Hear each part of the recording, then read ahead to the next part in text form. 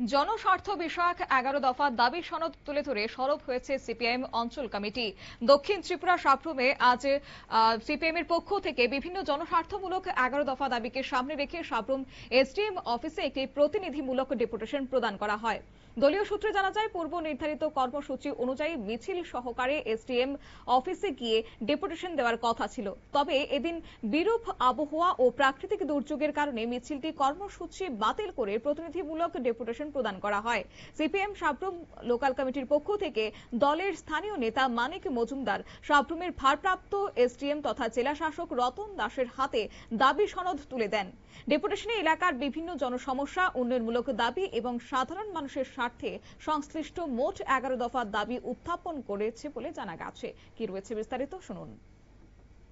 ভারতের communist party মার্ক্সবাদী Sabroom local committee 11 দফার দাবি সনদকে কেন্দ্র করে আজকে আমরা ডেপুটেশন মিলেছি। তার মধ্যে রেগা এবং জলকর সম্পদ কর, বিদ্যুতের খুঁটিতে তার সংস্কার করা, এই সহ 11 দফার দাবিকে নিয়ে আমরা এই ডেপুটেশনে মিলিত হয়েছি।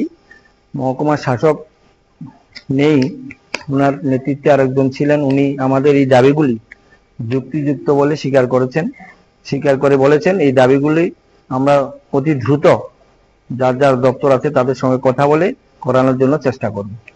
মূল দাবিগুলো কি আছে? মূল দাবি হলো, ডেপুটেশন কর্মসূচি শেষ হওয়ার পর সংবাদ মাধ্যমের মুখোমুখি হয়ে সিপিআইএম এর সাপ্রুম লোকাল কমিটির সম্পাদক মানিক মজুমদার দাবি সনদের বিষয়বস্তু এবং কর্মসূচির উদ্দেশ্য সম্পর্কে বিস্তারিত বক্তব্য রাখেন। তবে এখন দেখার বিষয় হচ্ছে প্রশাসন উত্থাপিত দাবিগুলির প্রতি কতটা গুরুত্ব দেয় এবং সেগুলি পূরণে কতটা বাস্তবে পদক্ষেপ গ্রহণ করে, সেদিকেই তাকিয়ে রয়েছে দল। নিয়ে নিচ্ছি ছোট্ট একটি বিজ্ঞাপন বিরতি, সঙ্গে থাকুন।